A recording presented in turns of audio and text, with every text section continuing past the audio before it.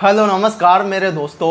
आज हम पढ़ने वाले हैं ट्रिग्नोमेट्री। ठीक है, बहुत ही शानदार टॉपिक है मेरे दोस्तों। आपने 10th क्लास में तो इसको अच्छी तरह से नहीं पढ़ा। सबको ये टॉपिक बोरिंग लगता था 10th क्लास में और सबको एक कठिन टॉपिक लगता था, लेकिन यहाँ कंपटीशन में आने के बाद आपको इस टॉपिक को पढ़ना ही पड़ेगा। ये मान लीजिए आप तो इसको पढ़ते हैं हम बहुत शानदार तरीके से मेरे दोस्तों, बहुत स्मार्ट अप्रोच के साथ इस टॉपिक को पढ़ने वाले हैं हम। ठीक है, तो इसके लिए सबसे पहले आपको छोटी मोटी चीज़ें जाननी होगी।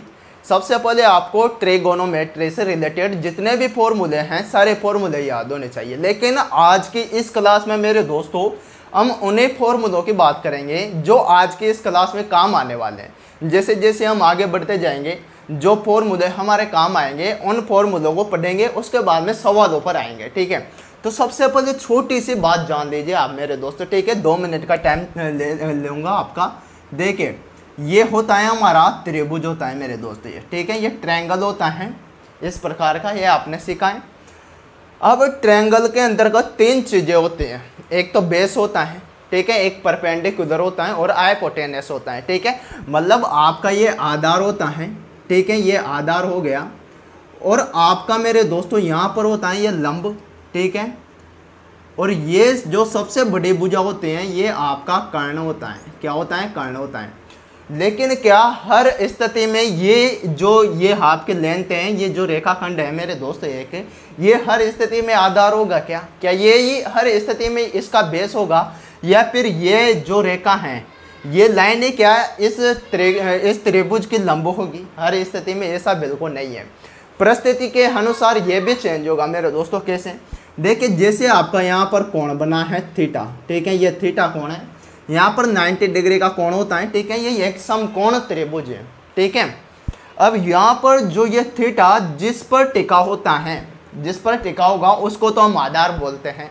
और इस थीटा के सामने की जो होते हैं, इस थीटा के सामने के जो ये रेखा होते हैं इसको हम लंब बोलते हैं। क्या बोलते हैं? परपेंडिकुलर बोलते हैं, लंब बोलते हैं मेरे दोस्तों। ठीक है, और जो बचे हुए भुजा होते हैं उसको कर्ण बोला जाता है। ठीक है, अगर आप सोचिए इसको मैं इस प्रकार से कर दूं। ठीक है, ये आधार और जो लंब है ये परिस्थितियों के अनुसार चेंज होता है। कैसे?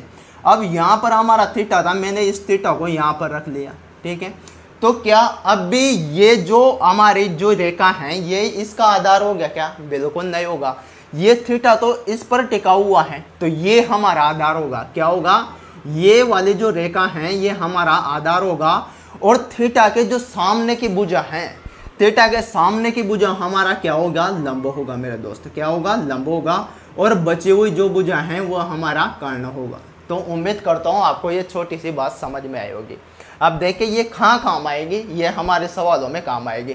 भाई हर परिस्थिति में ये आपका बेस नहीं होगा और हर परिस्थिति में ये आपका लंब नहीं होगा। ठीक है, जैसे जैसे स्थितियाँ चेंज होगी तो इसमें भी परिवर्तन होगा। ठीक है, जैसे ये थीटा पहले यहाँ था अब यहाँ पर चला गया तो थीटा के जस्ट सामने की जो भुजा है उसको हम लंब बोलेंगे, और जो ये थीटा जिस भुजा पर टिका हुआ है उसको हम आधार बोलेंगे, बेस बोलेंगे। ठीक है, ये थीटा कहीं भी हो सकता है। ठीक है, तो आगे देखिए मेरे दोस्तों, ये आपका त्रिभुज हो गया, वही ये आधार होता है, ये आपका लंब होता है परपेंडिकुलर, और ये कर्ण होता है हाइपोटेनस। ठीक है, अब त्रिकोणमिति में 6 फंक्शन होते हैं, साइन, कोस, टेन, कोट, सेक और कोसेक। 6 फंक्शन होते हैं और इनकी वैल्यू हमें पता होना चाहिए। इसके लिए 10th क्लास में आपके टीचर ने भी आपको एक ट्रिक बताई है, क्या कि लाल बटा कक्का। क्या बताया है? लाल बटा कक्का।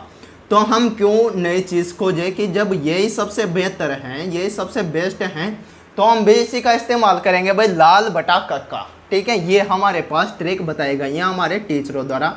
मैंने भी पढ़ा है मेरे दोस्तों इसी को, लाल बटा कक्का को। ठीक है, ये लाल बटा कक्का होता है। अब इससे क्या समझे कि जो साइन होता है, साइन यहाँ पर होगा मतलब लंब बटा कर्ण है। एल का मतलब लंब है, के का मतलब कर्ण और ए का मतलब आधार है।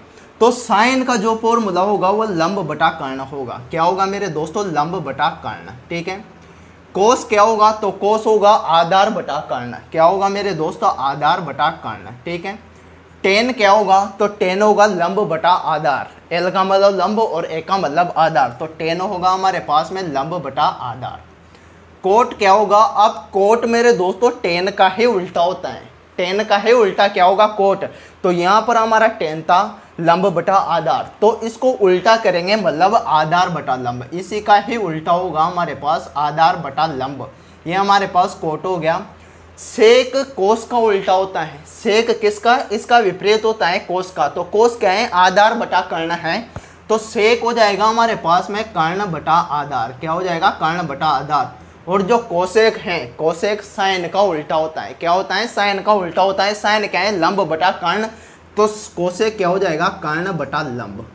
तो ये 6 फॉर्मूले आपको याद होना चाहिए कि भाई साइन बराबर लंब बटा कर्ण, ठीक है, कोस बराबर आधार बटा कर्ण, टेन बराबर लंब बटा आधार, कोट बराबर आधार बटा लंब और सेक बराबर कर्ण बटा आधार। इस प्रकार ये 6 फंक्शन आपको पता होना चाहिए जो कि इसी के ऊपर डिपेंड करते हैं, ठीक है भाई। आधार, लंब और कर्ण तीन ही भुजा होते हैं त्रिभुज में, और यहाँ से आपका पाइथागोरस प्रमेय बनता है।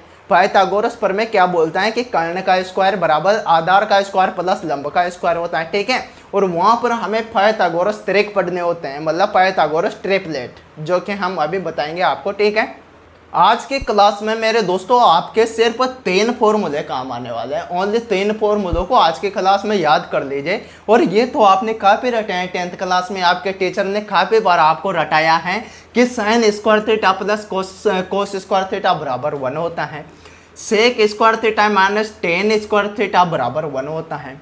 उसके बाद में cosec square theta minus cot square theta बराबर 1 होता है। और ये जो 3 फॉर्मूले हैं, इन 3 फॉर्मूलों में से 2-2 फॉर्मूलों का और निर्माण होता है। कैसे, जैसे sign square theta plus cos square theta बराबर 1 होता है, तो अगर मैं यहाँ से साइन स्क्वायर थीटा का मान निकालना चाहूँ तो यहाँ पर 1 पहले से विराजमान है, कोस उधर जाकर माइनस में होगा तो कोस स्क्वायर थीटा, मतलब एक फॉर्मूला ये बन चुका है, ठीक है। अगर मैं यहाँ से कोस स्क्वायर थीटा का मान निकालना चाहूँ, ये कोस स्क्वायर थीटा का 1 पहले से विराजमान है, साइन स्क्वायर थीटा उधर जाकर माइनस में हो जाएगा, तो साइन स्क्वायर थीटा मतलब कोस स्क्वायर थीटा बराबर 1 माइनस साइन स्क्वायर थीटा ये होता है, ठीक है।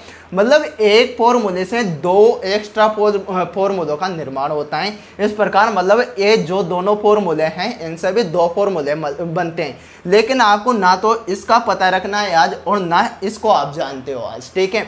आपको सिर्फ इतना पता है कि हमें तो ये 3 फॉर्मूले याद रखने हैं आज के क्लास में, बाद में जो होगा उसको देख लेंगे, ठीक है। जैसे जैसे फॉर्मूले हमारे काम आएंगे भाई, एक साथ इकट्ठा मत करो चीज़ों को, ठीक है। धीरे धीरे जो भी चीज़ें आपके काम आते हैं और आपको याद भी रहेगा, ठीक है। आप कम चीज़ें पढ़े लेकिन अच्छे प्रकार से पढ़े, ठीक है।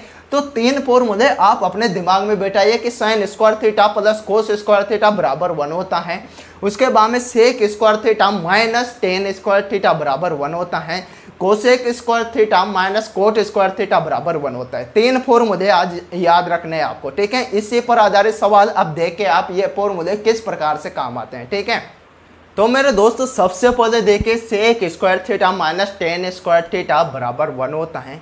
तो क्या यहाँ से मैं sec theta minus tan theta का मान निकाल सकता हूँ? बिल्कुल निकाल सकता हूँ, क्योंकि हमने पढ़ा है मेरे दोस्तों कि ए स्क्वायर माइनस बी स्क्वायर बराबर क्या होता है। ये फॉर्मूला अलजेब्रा में आपने पढ़ा है। तो इसके बराबर में क्या होता है?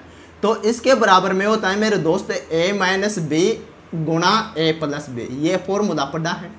तो ये भी तो ए स्क्वायर माइनस बी स्क्वायर ही है, ये भी तो क्या है, ये तो ए स्क्वायर नजर आ रहा है आपको और ये बी स्क्वायर नजर आ रहा है, ठीक है। ये a square minus b square ही तो है। तो यहाँ से हम sec theta minus tan theta का मान निकाल सकते हैं। कैसे? देखिए, यहाँ से अगर मैं sec theta minus sec square theta minus tan square theta पर ये फॉर्मूला अप्लाई करूँ तो इसका प्रसार होकर ये रूप आपके सामने नजर आता है कि ए माइनस बी गुणा ए प्लस बी, ठीक है।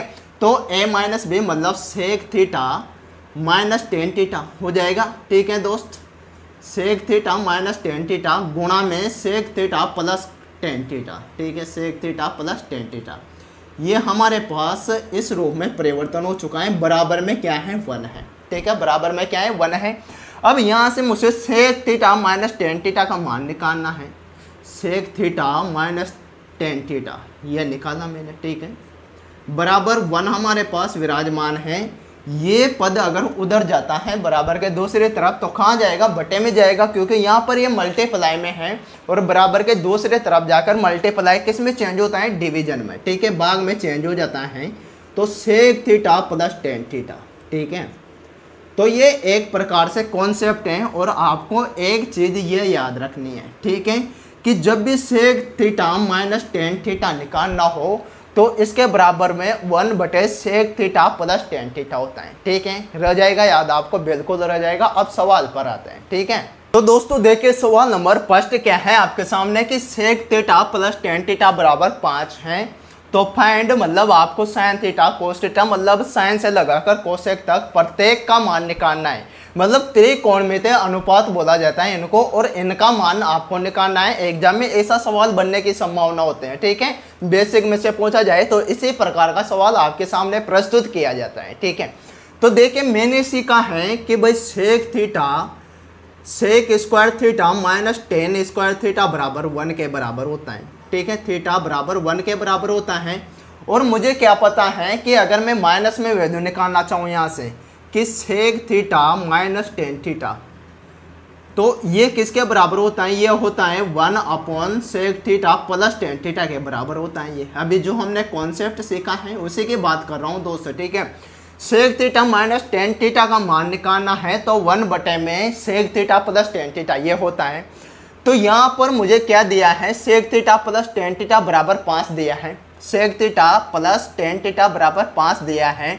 मुझे इसका मान निकालना है तो बटे में चला जाएगा ये। ठीक है, तो sec theta minus tan theta, ठीक है, माइनस टेन थीटा बराबर क्या हो जाएगा? 1 के बटे में 5। ठीक है भाई, sec theta plus tan theta का मान हमें दिया है सवाल में, उसी को हमने यहाँ पर पुट किया है। ठीक है, 5 रख दिया इसकी जगह पर। अब यहाँ पर आपके सामने दो समीकरण बन चुकी है। Sec theta plus tan theta बराबर 5 और sec theta minus tan theta बराबर 1/5। अब दोनों इक्वेशन को अगर मैं सोल्व करता हूँ, दोनों को जोड़ देता हूँ, तो ये प्लस में है टेन थीटा और यहाँ पर माइनस में है, मतलब 10 से 10 समाप्त हो जाएगा। बचेगा क्या? सेक थीटा और यहाँ पर भी सेक थीटा। तो दोनों को जोड़ने के बाद क्या बचा? 2 सेक थीटा। ठीक है, और इधर वाले भी दोनों को ऐड कर देंगे हम, तो 5 + 1/5 किसके बराबर हो गया ये मेरे दोस्तों? तो ये हो जाता है मेरे दोस्त किसके बराबर? 55 25 और प्लस 1 मतलब 26/5। 26/5 हो गया। ठीक है, 26/5 हो चुका है।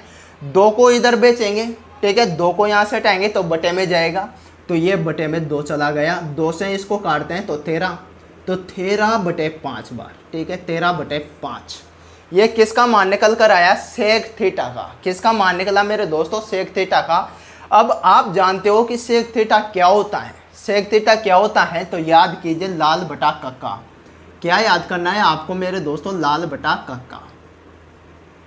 सेक थीटा कहाँ पर आता है? ये है सेक थीटा, मतलब कोस का उल्टा होता है। तो सेक थीटा बराबर क्या होता है? कर्ण बटा आधार। मतलब ये वैल्यू किसकी मिली है आपको? कर्ण बटा आधार का मान मिला है ये आपको। भाई सेक थीटा के बराबर क्या होता है? कर्ण बटा आधार होता है। जब कर्ण का मान 13 है और आधार का मान 5 है तो आपको पता है ट्रिपलेट होता है 5 12 13 का। किसका होता है? 5 12 13 का। के आधार 5 है तो लंब 12 होगा और कर्ण कितना होगा? 13 होगा। ठीक है, अब आपको इन सभी का मान निकालना है तो आराम से निकाल सकते हो कि साइन बराबर क्या होता है? तो साइन बराबर लंब बटा कर्ण होता है, यल बटा के होता है, लंब बटा कर्ण होता है। तो मुझे बताइए लंब कितना? लंब होगा 12। ठीक है, 3 12 13 का रिलेशन होता है मेरे दोस्त, सॉरी 5 12 13 का, 5 12 और 13 का रिलेशन होता है कि आधार 5 हैं तो कर्ण 12 होगा, सॉरी लंब 12 होगा और कर्ण 13 होगा। ठीक है, मतलब पाइथागोरस प्रमेय से निकालते हैं ये मान। ठीक है, लेकिन आपको ये ट्रिपलेट याद रखना है ताकि आप सवाल को जल्दी सोल्व कर पाओ। साइन बराबर लंब बटा कर्ण होता है, तो लंब कितना आपके पास में? 12, तो ये 12 रखा, और कर्ण कितना? 13, तो 12/13। ये किसका मान निकल कर आ चुका है? साइन थीटा का। ठीक है, अगर कोस थीटा का मान निकालूं तो कोस थीटा बराबर क्या होता है? तो मेरे दोस्तों आधार बटा कर्ण होता है। क्या होता है? आधार बटा कर्ण। आधार कितना है? 5 है और कर्ण कितना है मेरे दोस्तों? 13 है, तो 5/13।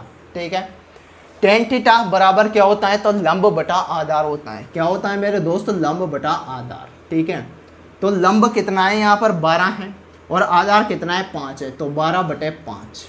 ठीक है, यह मान निकल कर आ चुका है। इसी प्रकार सभी का मान निकाल सकते हैं हम। ठीक है भाई, कोट बराबर क्या होगा? तो आधार बटा लंब होगा, तो आधार आपका 5 हो गया और लंब 12 हो गया, मतलब 5/12। भाई tan का ही तो उल्टा कोट होता है, तो tan बराबर 12/5 है, तो कोट बराबर क्या हो जाएगा, 5/12 हो जाएगा। सेक थीटा बराबर कर्ण बटा आधार होता है, ऑलरेडी आपको वैल्यू मिल चुके हैं 13/5। और कोसेक थीटा का मान क्या होगा, तो कोसेक थीटा साइन का ही विपरीत होता है, ऑपोजिट होता है, तो लंब बटा कर्ण साइन का हो गया, तो कर्ण बटा लंब कोसेक का हो जाएगा, मतलब 13/12 इसका मान हो जाएगा, 13/12।